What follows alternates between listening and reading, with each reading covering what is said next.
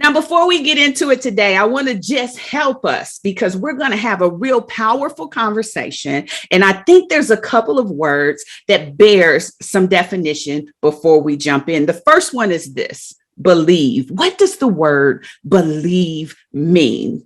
The word believe means to accept something as true, genuine, and real. Now, that's a powerful perspective because when you begin to accept it, that means that you take it in as your own and you allow it to settle into your moral and value base, and you begin to act upon it. You begin to believe in it. You see, when we begin to believe in something, that's when we have faith in it and we exhibit confidence in that belief. This is a key concept for today because we are going to jump in with Nick, who is the Believe Coach. Now, he's going to come in to challenge our mindset and see where we have limited our ability to believe in what is true, to believe in what is genuine, and to believe in what is real. Now, having taken a journey to shift my own perspectives, especially around limiting beliefs, I know that if you grab these nuggets, you can change your life. I want you to listen intently because Nick is going to unpack for us what it takes to develop a belief mindset. Now let's get into it. For the longest time, I secretly wanted more. I often found myself shrinking to fit in, settling for what was comfortable, and even selling myself short. Once I finally accepted that we deserve success and we are blessed with the power to achieve it, I stopped playing small. I'm serious about building a life I love, and you should be too. I'm Denise Taylor of DeniseTaylor.live, and welcome to Embrace Your Power.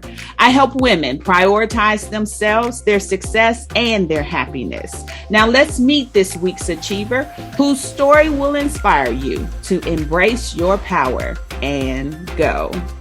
Well, hey there, it's Denise Taylor. You always know I'm excited to have you join me each and every week right here on Embrace Your Power. This is the place where you can always count on me to encourage you to build a life that you love. Now, around these parts, we believe that God has not given us a spirit of fear. He has given us power. And when we embrace our power, we truly can be, do, have, and achieve anything we want. Now, whether you are watching me on YouTube or listening on Apple Podcasts or Spotify, I want you to know being in connection with you is such a great pleasure for me. I love the opportunity to connect with you, to inspire you, motivate you, and empower you to go for it. Whatever it is that you secretly want, I want you to know that you deserved it. And whatever thoughts are standing in the way of you putting forth effort to have it,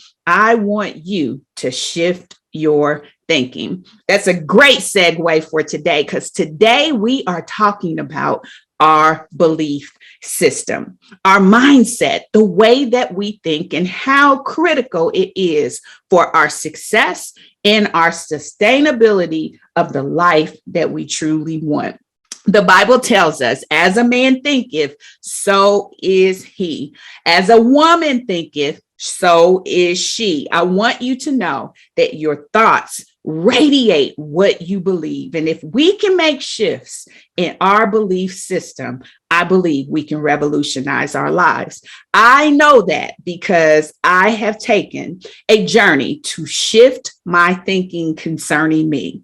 For a long time, I gave way to limiting beliefs and low-level thinking. And when I made the choice to cast aside those untruths, I have been able to emerge and blossom and truly embrace my power. And I want the same for you. So consider this a shot in the arm for you to really begin to assess what is it that you believe. One of the key things that made a difference in my journey is being able to go back to truth. What is the truth about me? You see, I had experienced a lot of trauma in a lot of circumstances that did not leave me thinking I was good. But by me going back to the creator who made me and seeing exactly what he had to say about me and what he thought about me has helped me to truly embrace my power. You see, the things that God has to say about us is that we're good, that we're strong, that he has purpose for our lives. He has a predestined end. He actually calls us fearfully and wonderfully made. He believes we are beautiful. And guess what? In his eyes, we got it going on. Those truths are things that I want to permeate and resonate inside of me so that I can make sure that the choices and decisions that I make for my everyday life line up with that. That's why I'm so excited about my guest today. Having Nick join me is going to be an incredible conversation, and you're going to be on the other side of it wanting more. When you make the choice to begin to really reckon with your thought processes as it concerns you, you are going to see your life change. And I'm so excited to have Nick join me today. He is a powerhouse in his own right. In fact, he's the Believe coach. And if we aren't going to do anything today, we're going to learn how to believe. Well, I have to tell you, I'm so excited to have Nick here with me today. Nick wears many titles. I mean, he probably had just as many roles as I have. So he clearly is multi-passionate. So let me run it down for you a little bit. He is a mastermind facilitator. He is a professional mediator. He is a personal development guru, a life coach and career coach. He is also a dad, a husband, a speaker, an educator, and a best-selling author. I mean, you checked all the boxes, my brother. Now, I wanted to bring Nick on to celebrate his latest book, The Belief Mindset. Now, let me give a little backstory because I've known Nick for a number of years now. We actually met through a dear friend of mine, both of ours, actually, Jennifer McMurray. And I will say, out of all the titles that he carries, the one that I have always known him as is the Believe coach. Nick has always been the Believe coach. And so it is my pleasure, my indeed pleasure, to welcome you to embrace your power. And I have a sneaky suspicion that we're going to be believing a little bit bigger and better after this conversation. So welcome, Nick. And please go ahead and take the reins and introduce yourself even further. Thank you so much, Denise. I appreciate the opportunity. I appreciate you and this platform. And kudos to you on your 30-day program you're doing right now. I've been taking some notes on some of those nuggets you've been dropping in the morning. And I love it, love it, love it. It's for me, there isn't enough of this work out there. It's necessary, it's purposeful, and I believe in it and I love it. So kudos to you on that. You've said a whole lot about me, and she is in fact correct, you all. I wear multiple hats throughout the day, and including one that she probably didn't mention, which was therapist. So I'm doing all of those respective hats in addition to managing and juggling consulting, leadership development, organizational development, recovery, coaching, counseling, mentoring, mediation work, and just really moving in a space that allows me to keep using the word believe in each and every one of those areas. So I am excited to do this work. It's necessary work. It is very purposeful for me. And as you know, you're right, the Believe Coach is part of my branding, and everything that I do is a part of this whole belief process. So I'm excited to have some dialogue with you today and to share with the folks what we got going on.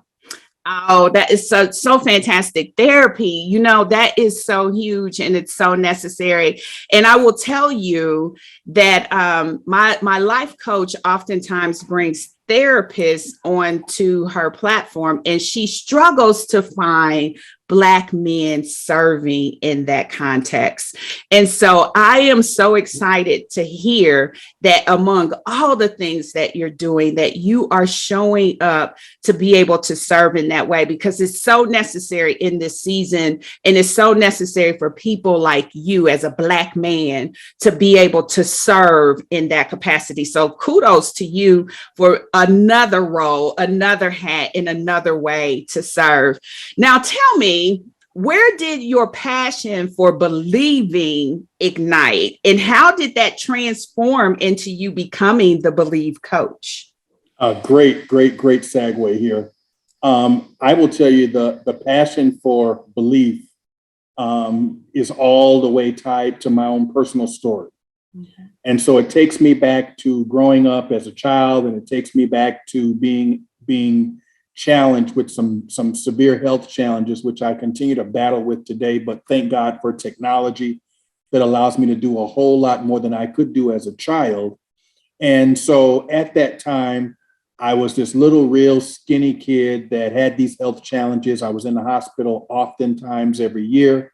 And in addition to that, being teased, taunted, and bullied as a child, which was a whole lot different than what it is now. It's even amplified since it was when I was growing up. And during that time, that word belief was very, very strong to me, but in a not so good way.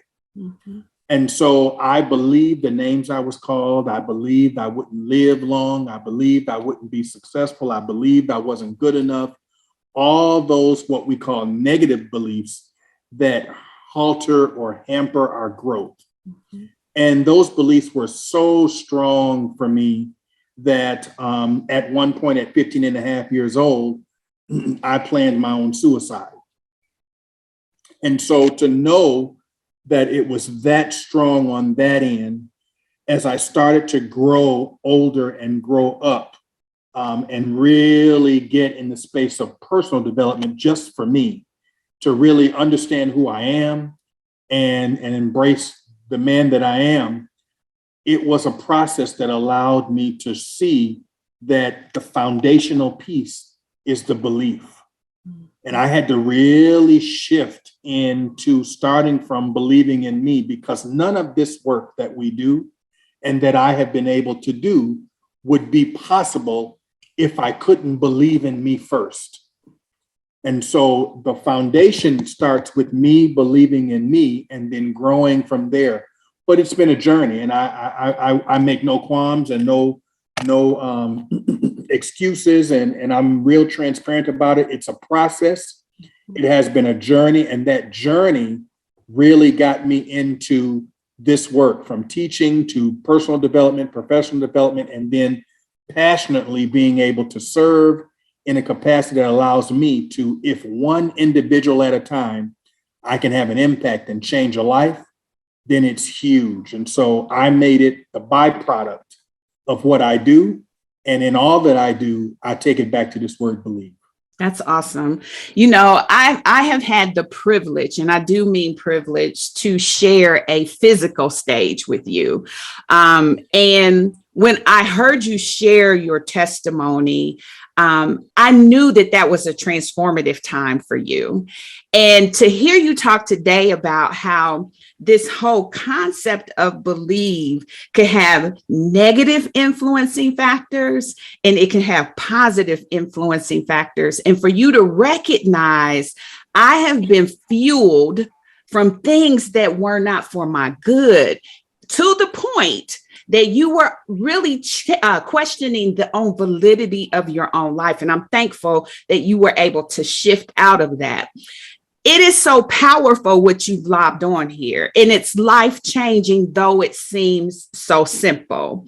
Why do you think, from your experience, that if we could begin to shift our mind, if we could begin to shift our mindset, that we can then see change in our life the way that it does work? Why is that? Yes, that's good. And you're teetering on the book. Even though you haven't gotten it, you right there with us. That's good. I love it in you.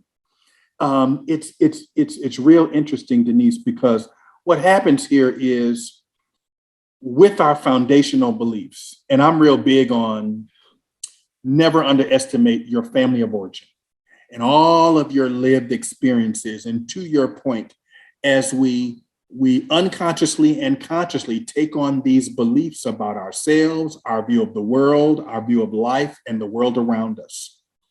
And we start from a child, a lot of stuff is given onto us.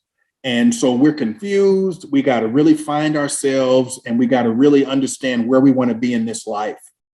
And as we grow older and we start putting together what we call our value system, which is gutted and rooted in our beliefs. Well, to your point earlier, we developed some amazing value systems that work toward what we want, where we see ourselves at. But we also bring along for the ride those conscious and unconscious values that we created that are limiting and not serving us. And they're under, foundationally planted on some limiting and self-defeating beliefs. And those values on a daily basis, we use to protect ourselves. And so if I'm thinking, or anyone listening right now is thinking, I'm not good enough, which was a long-term belief that I had. And so we got to remember the beliefs can be so powerful. If I believed, and the example I like to give is third grade, when Miss Wolf, yes, I remember her name, told me that I was not good enough and wouldn't amount to anything. Teacher, who was supposed to be influential for us as youngsters. And I remember that, And what that type of programming does is it changes how we move in life. And so, yes, when it came time to do this activity, that activity, even venture out on my own, guess what was circling the wagon? What Miss Wolf said. And for me, it may be Miss Wolf. For some of you, it may be a husband, a wife, a dad, a mom, a friend, a family member, or any type of experience that you might have that shifts that you got to toggle with. And depending on how strong those beliefs serve you, you're either going to gravitate to the ones that keep you safe. And believe it or not, if I don't move forward in thinking that I can do this business, I'm safe, I'm validating that limiting belief, and I'm honoring what Miss Wolf taught me. Well, that's not serving me. I want to venture out. I want to do what I got to do. Well, part of this journey is I got to be willing to be uncomfortable. And I got to be willing to take those chances. And I got to be willing to be vulnerable, which we don't like that word. But believe it or not, you don't get to not be unvulnerable. It's part of the process. It's part of the day-to-day. And so to be able to shift forward, we've got to be willing to say, let me challenge those beliefs. Let me unpackage, let me uncover and ask myself foundationally, what is the belief that's driving this value? That's got me in resistant mode, that got me, not really wanting to do what I really know my passion and purpose is. And that it's easy for us to stay comfortable. It's easy for us to stay, I want to be the status quo. It's easy for us to stay under the radar. That's average. That's what people live by. That's what the majority of the world operates in average. But to say, like a Denise Taylor, I want to excel. I want to be greater than I can see. I want to push the envelope, even though it might feel uncomfortable. There has to be a belief in you that says not only I can, but I deserve this, that I'm capable of this. And if I don't see that in me, starting with just accepting me, then it never happens. And we never get there. Wow, that is so true. And I know the journey that I have been on to uproot those limiting beliefs has been incredible. But here's the thing that I've discovered, and I'm sure your clients have seen this, and I'm sure you have seen this. The more you excavate those beliefs out, the more powerful you feel. And we really think it's going to be the opposite because of everything you said. We feel comfortable because that is what we have known. But now that I have teetered upward and began to shake off some of those scales of things that were there, those words or worries of not being enough, not having enough, not all of those limiting beliefs, I feel more powerful. But it's hard to get people to really understand the outcome is you really blossoming in your purpose, you really blossoming in your power, in your greatness, in what God has created you to be and do, because we have just given into those environmental concerns, given into those notions and perspectives that were fed to us. As you were talking, it made me think of something that Bishop Hilliard said long ago. He said, we are going to believe whatever gets to us first, even if it's a lie.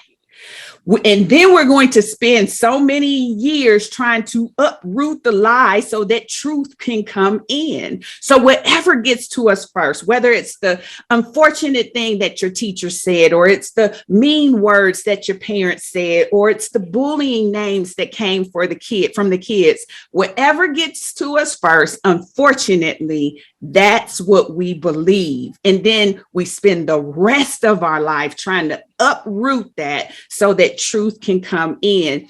And so I love the work that you do, because I know that if you're willing to take these journeys to deal with your mindset and to really fortify your belief in the right way, you can really embrace your power. Now, I would say, when I wrote my notes about you, I said, Nick is an author. What I mean by that is you got multiple books, you got best-selling status. That's an author. And I do want to say congratulations on your latest book, The Belief Mindset. We talked about it a little bit, but I want you to go all in. Tell us the inspiration for it, and who did you have in mind when you wrote it? Great question. And again, thank you for that, Denise. I will tell you, creativity came during the pandemic. And again, in reflection mode. And I've always been a journaler. And so I love journaling, and journaling for me started during the bullying times. And uniquely, I will tell again, the audience that's listening is that journaling for me was my outward expression of what I didn't feel like I could say. And so one of the unique things about journaling is that it never judged me.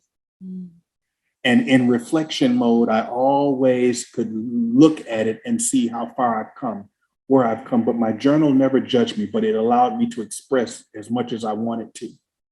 And so as I thought about this book and was in reflection and went through my journals and thinking about, hey, man, I got to talk about how strong beliefs are, because during the pandemic, a lot of things happened. And we reevaluated a lot of things, and it shifted our lives as we know them. And I don't know that we will ever get back to the old normal, but it'll be a new kind of normal for us. But one of the big things that I learned about it is that ultimately beliefs are an accepted truth.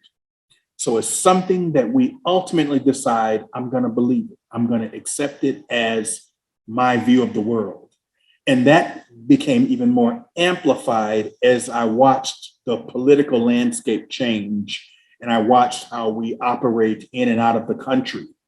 And I said to myself, I want to write so that people really understand not only what beliefs are, but quite honestly, how do they drive our day-to-day? And how do they move in our lives in and out? And one thing that you just mentioned, which I think is really powerful, and that is just an understanding that, yes, you're almost always going to be the loudest person speaking to you. Regardless of who's around you, regardless of who's in your ear, the largest person talking to you is always going to be you. And that is based on the inner part of your heart and your mind that allows you to be able to move in the space that you really want to do. And then that coupled with a real huge need that we saw in these last couple of years of the diversity, inclusion, and equity space from a training and consulting standpoint. And one of the things that I have worked with leaders on was this is heart and mind work. And at the core of wanting to shift change in an organization, it starts with the heart and mind. And we got to be willing to shift, disrupt, and challenge some of these foundational core beliefs that we may have and allow us to be open to the possibility that something can be different. And so as people read the book and understand the beliefs and how beliefs are formulated and what empowers them and what disempowers them, I have the last part of the book is an actual journal. And the very first question that I asked as part of this book is, who do I believe that I am? Because whoever you believe you are, that's how you move. And that's how things shift in our lives. And when we want to go out and do something, when we want to manifest something, when we want to get involved in something, I always say at the start, there's always going to be endless possibilities. That always exists. But how I believe in myself and my potential determines how I move, how I take action. And how I take action determines the results. And if that's a cycle, then depending on those results, it may reinforce whatever those beliefs are. And so the belief system is just that in and of itself. And it allows you to just unpackage, but remember, hey, if something's not going right in my life, if something's challenging me right now, if I'm feeling some type of way and I really don't know what it is, I challenge you. Don't look externally. Self-evaluate what in me is either pulling me one way or challenging me in another way that's not in alignment with where I want to be. And so I created quite a few journaling prompts that allows us to go in reflection, that allows us to do some healing, some discovery, and a whole lot of awareness that really helps us to be a better us. And all the books that I write, there's always something for us to do, because I believe even as a coach and counselor, I give behavioral exercises, and as coach, I give action exercises, because this is work. And we got to remember, when it comes to your beliefs, you are going to be working this thing and managing this mental mindset until you up out of it.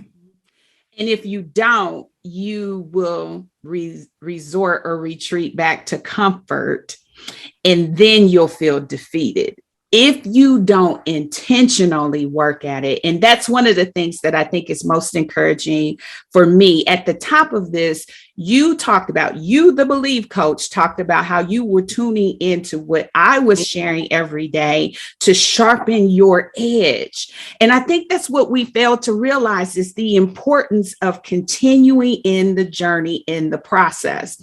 And when you are on your journey, in your process, it's not about just arriving, it's about maintaining. It's about what practices are you introducing in your life so that you can stay fit for the course and continue in that, so that it can be sustainable to you. Now, I wrote 2 notes down here, because when you were first talking, the first thing that came to mind was something that I go to Elevation Church. It was something that Pastor Stephen said, and I'm going to word it different, so it'll be a bit of a paraphrase, but he said something that the lies are so convincing because we hear them in our own voice. They're so convincing to us because we're playing them back, we're ruminating on them, and we hear them in our own voice. And that is one of the reasons why we have to do exactly what you said, which is disrupt that.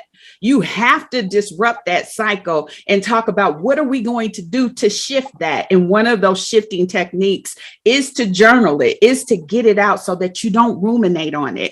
The other thing that I wrote down, which is a term that I use, is the me work.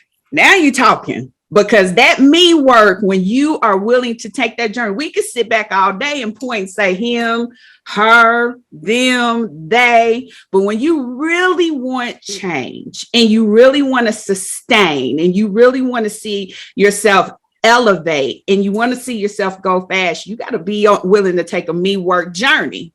And me work means you're going to have to deal with your stuff. You're going to have to deal with your mindset. You're going to have to deal with your behavior. You're going to have to deal with your choices, with your decisions. And that's where the rubber hits the road, is when you start taking a me work journey. And so I absolutely love that. That is powerful. It is powerful. So my next question is this, and this is one of the ones that I'm glad I wrote it down to ask. And I didn't know about the therapy aspect of how you're serving, but I feel like it fits. I hear a lot around limiting beliefs in the face of women.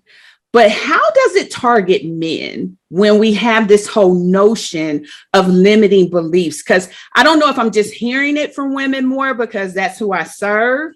I don't know if men are just not willing to deal with the notion of limiting beliefs. What's your take on this whole concept of limiting beliefs as it relates to men? Great question. Great question. And I would offer that, and I'm going to pull from my counseling experience as well as my coaching experience around men, especially as it ruminates around limiting beliefs. And that is a lot of times, for the most part, it strikes men no differently than it does women. But most of the time, men are not vocal. And so what men will typically tend to do is overcompensate in other ways. So when there's limiting beliefs, we will overshadow it with something else, or we will work hard to camouflage, to mask, to anesthetize in a different way. So the limiting belief is either not seen or overshadowed.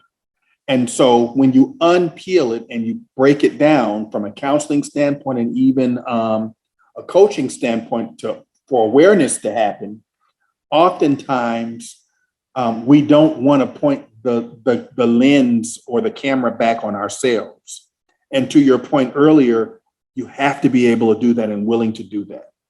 Because one of the things that I learned from just the increase in working with individuals during the pandemic is when you take away the social and you take away the environments, and you put people in a space that allows them to either be with their partner or significant other, and in some cases alone. What I found in a lot of cases, especially with men in particular, my experience, what we found was we didn't like us. Because in that moment, for a period of time, you had to deal with you. And in some cases, you saw spouses that didn't like each other, that didn't care for each other, that couldn't collaborate and work side by side with each other remotely, that couldn't be in the house with each other for long periods of time. So the facade of the day-to-day and getting out and going out, for some people, the workplace was their social. That was their interaction. That was their value system. That was their identification. And when you turn that spotlight on us, and to your point, we gotta be willing to do this work as men, but we don't like vulnerability because vulnerability denotes to us as a sign of weakness. And as I often tell people, life, we just don't get to X out vulnerability. It's always gonna be there. But what we gotta do is turn the spotlight on us, love us more, extend ourselves a little bit more empathy, a little bit more grace, and a little bit more compassion that allows us to embrace who we are. We're all imperfect individuals, and start striving for some of those goals, aspirations, and life things that we want to happen in life. There's a lot of, especially in our community, there's a lot of dysfunction. There's a lot of a lot of young folks, especially men, were out there on their own earlier. Some of them were fatherless men. Some of them were motherless men. Some of them were raised by grandparents. Some of them, a lot of stuff. And when you couple that with the way society depicts us, in particularly the African-American man, and the way society depicts it, the way the news does it, media, You got to be so rock solid and comfortable in your own skin and space to be able to dismiss what you know doesn't apply to you. Dismiss what you know is not in alignment with you. And for those men and young men and even older men that are even listening, I even challenge you even also to get yourself aligned with someone who maybe is doing some things that you want to do, that maybe can be a mentor to you, that maybe can coach and mentor you and take you under their wing and show you a lot of things. And I myself mentor quite a few young men just so that they can see hope and possibilities to be able to move in a space. But yeah, those limiting beliefs can be very, very challenging. And sadly, when we have limiting beliefs and we live a life of limiting beliefs, it ultimately becomes your normal. And when that becomes your normal, you will do things in action and in behavior to fight to protect that limiting belief, because that keeps you comfortable. And for us, we translate that as safe, even in a space where it really doesn't serve us. You know, it's interesting because as you were talking about what translates to safe, that could be a behavior that others on the outside would say, that sounds crazy. That's the husband that perpetually cheats, right? He has found a safe place in keeping the chaos going on. You know, it's interesting because when I look back at my dad, I look back at this version of chaos that just seemed to always be going on. Like he had to throw some kind of zinger in there just to disrupt the peace, so that there was always this little line of chaos, because that was his norm. That's where he felt comfortable, with a little bit of tension in the room, you know, where everybody wasn't always comfortable. And as you were talking, it made me think about that, because every now and then I'd be like, well, why would you say that? Or why would you do that? Because that's going to cause a disruption. But if your safe place is a chaotic place, then you find yourself doing things to infuse a little bit of chaos, because that's where you feel safe. And so while it seems to a different type of thought process to be unnormal or to be strange, to that person who's in it, that's why they keep doing it, to the perpetual drug addict, or to the perpetual thief, or to the perpetual person who does these things and they know, right? They know the difference between good, wrong choices in terms of right versus bad, but they do it because that's where they feel safe. Mm-hmm. Wow. We self-sabotage all day, every day, because it's in a space where we feel comfortable. And when you mentioned that example, I'm reminded of a client that we had that was a young lady, and she had been going through, and I want to say 10 to 15 years of domestic abuse. And she had some young children, and we had set up a full system for her to get help, to be in a safe place of housing, a safe place for her children, and completely get her in a different space. And we had everything set up, and it was all good. We had the restraining orders, all that stuff that she could do, everything. And I remember, and I will never forget this, her coming in, and she sat in the office and she said, all of this sounds like exactly what I need in my life, but I can't do it. And we sat around the team, why come we can't do it? And to hear her words of, you don't understand. I know what a broken nose feel like. I know what a broken bones feel like. I know to get knocked up, slapped up. I know what this whole, but you don't understand where you want to take me. I've never been. Mm. And while this is really dysfunctional, it's safe. Mm. Wow. So in her mental mindset, she had completely resolved her beliefs in the space of where she was, and seeing the possibility that there could be something better for her, even though logically she knew it was. her strong belief and negative values wanted to leave her in that space. And it wasn't for at least probably a few months after that when she finally got sick and tired of being sick and tired and actually did make the move. But it really showed me how, again, strong those limiting beliefs and negative beliefs can take us to a place that we will fight tooth and nail to stay. Mm. Wow. Now we see why the believe coach is a powerful notion, because unless we are willing to take a journey to shift our thinking, to shift our mindset, we will cloud truth, we will cloud good, and we will really not understand what is possible for us. Now, I will tell you this, when I hit your website, I saw your giveaway where you have this free packet, booklet, ebook maybe, to give away this notion around 12 irrational beliefs and the rational alternatives. And when we come back, I want you to unpack 3 of those irrational beliefs and their rational alternatives so that we can tease people to come check you out online.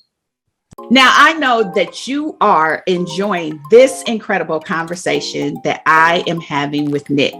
We are talking about the power of shifting your mindset and how it can ultimately revolutionize your life. There's one other thing that Nick and I have in common. He's talked a lot about the power of journaling. In fact, he said he has a journal section in his book, and you guys know that I also have journaling incorporated in mine. I wanted to take a couple minutes and really express to you why this is a powerful concept. It's powerful because when you write the vision and make it plain, you can begin to understand what it is that is important to you. It's also powerful because it's a way to get your thoughts out of your head, be it good, bad, experiential, or even anything that you're going through. Get it out of your head and onto paper so that you don't ruminate on it as much. It is also another very good mechanism to track your growth. We often hear people talk about how they go back to old journals and they now know they are basking in things they used to hope and pray for.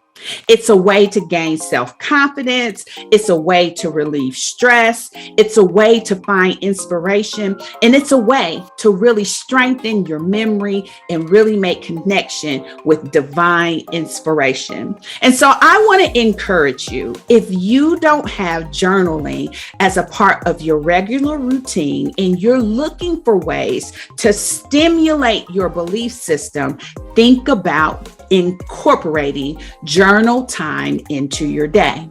You don't have to have a fancy book to do that. In fact, you don't need a book at all. You can journal on electronic device, or you can get just a plain old notebook and begin capturing your ideas. I think it's important for you to introduce practices that are going to help sustain your beliefs and really push you to achieve. And I believe journaling is an excellent way to do that. Now that we're back, I want Nick to walk us through 3 of the irrational beliefs and their rational alternatives and unpack that a little bit for us. So give us number 1. Great. And now because I don't have my document in front of me, I believe I'm going to pull 3 of which I believe are on there of the 12. One of them I think we talked about already, which was the belief that I'm not good enough. Mm-hmm. And again, that's just really thinking that based on some sort of foundational incident that might have happened based on your experience and upbringing, that you're not good enough. And when we're thinking that, we have to ask ourselves, and the article really puts us in a space of, the exercise I have you do in there is tell yourself why that's not true today. Okay. And for some people, they can do that exercise. For others, they can only tell themselves why that is true today, because there's work to be done and there's a gap there. And so the article it basically says, when I say I am not good enough, The rational thought could be, I may not be good at something in particular. And so I caution people to making the generalized statement about themselves and stay present and stick to something stick to what is going on right now. Okay. A lot of times we will create some, what I call global beliefs that really are I am, I's and I can'ts, based on this real amplified belief that before we know it, it self-selects us out of a lot of things. Okay. Another one is the notion of, I won't get the job, so why try? And so this is a belief where we find ourselves, because of, again, foundational things, we will self-select out before trying. So, and some of it can be based on what we see going on in the workplace. Some of it can be, I won't be able to, that young lady over there is not going to talk to me, or let me give me my number, or let me get her number. So you're already seeing yourself in a bad outcome already. And so the alternative to that is talk about why, if I'm not going to apply for that job, or I don't see myself getting that promotion, try picturing yourself in the role. Try changing your view, because with every belief, there's a visual view that you have of yourself in that situation or not. So taking the step to try and say, hey, let me look at this and see where could I really put myself in there that might shift what this belief is to something completely different. And then a third one, if I remember correctly, is a belief that I don't deserve something. And so again, great things can happen to us. But when we say and speak of what we don't deserve, it speaks to how we see us. And so you've got to be willing, if you want to be a successful author, a successful business person, a successful corporate leader, a successful, nonprofit leader, whatever that looks like, you've got to really be okay with you. And if we're not willing to embrace ourselves, and as we both have advocated, we're all imperfect individuals striving for perfection. But ultimately, stop comparing yourself to other people, but to who you were yesterday. So good. Yeah, that's so good. Yeah, that's really good, because one of the questions I had written down for you are, what actionable things can we do to nurture our beliefs? And so I was taking notes as you were talking through those examples. We talked earlier about journaling. That's always a very actionable thing that you could do to nurture your beliefs. But the notes that I took while you were just walking through those three examples were this: visualization, right? How are you seeing yourself? The second thing was, what are you affirming about yourself? What words are you saying about yourself? And are they in light of your goodness or in light of what you perceive as flaws? The confession was another one. Like, what are you confessing about the circumstance? And then you touched on the last one that I think is so important. I know it's been important in my life, is acceptance. And the reason why it's been important for me is when you come out of a traumatic past, you really don't think you're good. You really think you're marred. You really are convinced something is wrong with you.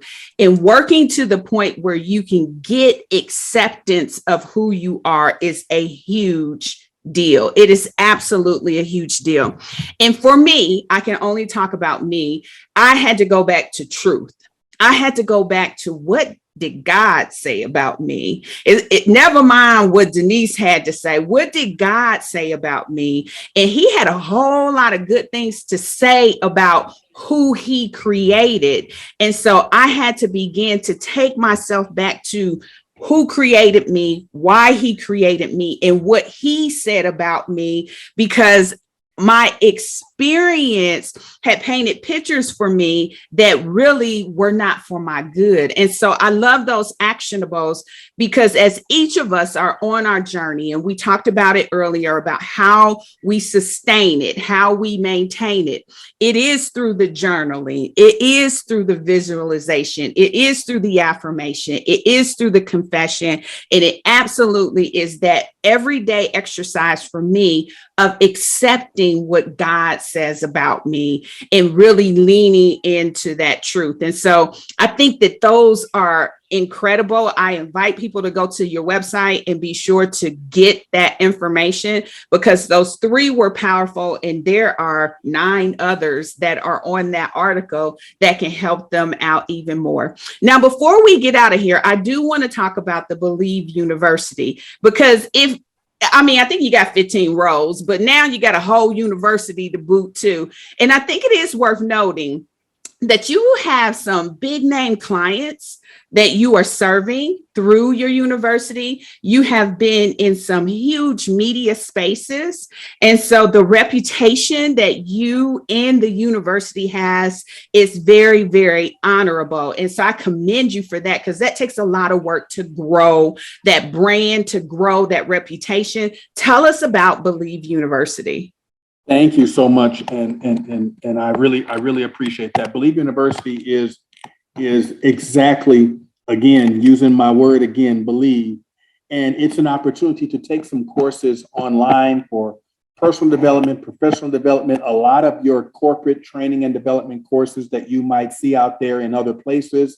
I offer quite a few of them through my website, from project management to leadership to HR, human resource management, and just some personal development type things. And even those who have a budding idea to go into entrepreneurship, I have a complete entrepreneurship certification program that you can do. Those who are going into digital marketing, design, all about just the basics of business. You can learn those through the courses that I have set up through Believe University. And all of them are Harvard-based, MIT-based, developed curriculum. So it's interactive. You can start and stop, and you can package it up and get the certificates, or you can do some things a la carte. But I love it. I'm proud of it. I'm excited to be able to offer and share it to you. So thank you so much for allowing me to share that. But yes, it's available. It's available for anyone to participate. You know what, Nick, you are probably as humble as they come. You really are, because you're sitting on gold. You are impacting the world, and you are just as humble. You would never know your reach was as far as it is. God has blessed you to be a blessing. You are honorable to Him. You and your wife are doing some amazing things together. It's just incredible to see. And I just want to thank you for your example. It is very necessary in this day to have a Black man showing up with all of these different roles, but still has a heart to serve and want to see us do the right thing for our people and in the corporate ranks too. So kudos to you. Thank you for everything that you're doing. I appreciate you. And thank you for your platform and for what you do as well. All right. Now, around these parts, I always challenge people to build a life that they love. So I always close out tapping into wisdom around life, love, and happiness. So here's my first question to pull out a little bit of yours. What's your life wisdom? What would you tell your younger self about life if you could? My life wisdom that I would tell my younger self is never give up. And you definitely are good enough. That's so good. It's so good. And we've talked about all the reasons why. It's a great wisdom. And I hope that someone who is younger listening hears your voice and knows that everything going on around them, it's not an indication of who they are. They're good. And they do have something good ahead of them. All right, love wisdom. What would you tell your younger self about love if you could? Mm. Feelings aren't facts. Ooh, that's a good one, Nick. That is a good one. I can honestly say I've never had that one, but that is a good one. They're actually very fickle. And if you follow them, you might follow them into some folly. Okay. Feelings are not facts. That is so true. It's interesting because it's interesting because I have a friend and she's going through a season right now that is challenging. And what I said to her, I said, don't make any big decisions right now, because in seasons when it's challenging, you throw in the towel, you react with emotion, you go through all manner of things. You need to give God space to work out whatever he is working out in this season. And when it's challenging, that is not the time to make any decision other than the one right in front of you. Do not make any decisions in this time, is what I told her. And fast forward 2 weeks later, there's been a shift, right? Things have turned around. Things are getting better. But 2 weeks ago, if you had really done what you felt like doing, you would have threw in the towel. And so I love that. Yes. Feelings are not facts. All right. And then finally, your happiness wisdom. What would you tell your younger self about happiness if you could? And this is really big. And that is never discount that word happiness. And it's okay. It's okay to live and want and have a desire to be happy. You don't have to sacrifice your happy so that someone else is. But always remember that it is definitely okay for you to be happy. That's awesome. And on that note, I'm going to tell you, like I always tell everyone, and with you, I sincerely mean it, Nick. Success looks so good on you. Thank you so much. I appreciate you. Well, that's it, beautiful. Thank you for tuning in. Don't ever forget that you are truly blessed with life, love, and all the happiness your heart can hold. Be relentless in building a life you love without apology. I'm Denise Taylor, and you can always find me in our free Facebook community. It's Embrace Your Power. Easy to find. Now be sure to rate and review this podcast and share it with a friend. And make sure you subscribe so that we can stay connected each week. And remember, God has not given us a spirit of fear. He gave us power. So be sure to always embrace your power and go.